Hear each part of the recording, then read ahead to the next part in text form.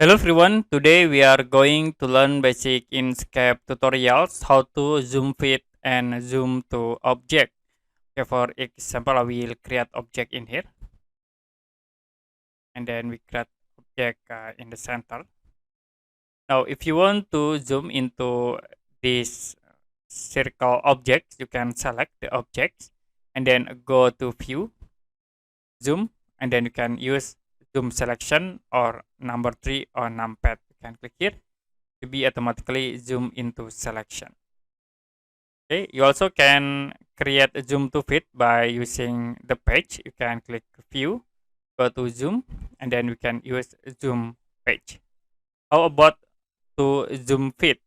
To zoom fit, you can press Ctrl A to select all objects, and then you can go to view, zoom, and then click zoom selection. So it will be automatically zoom fit objects on the canvas area. Okay, that's it for basic Inkscape tutorials, how to zoom fit and zoom to object.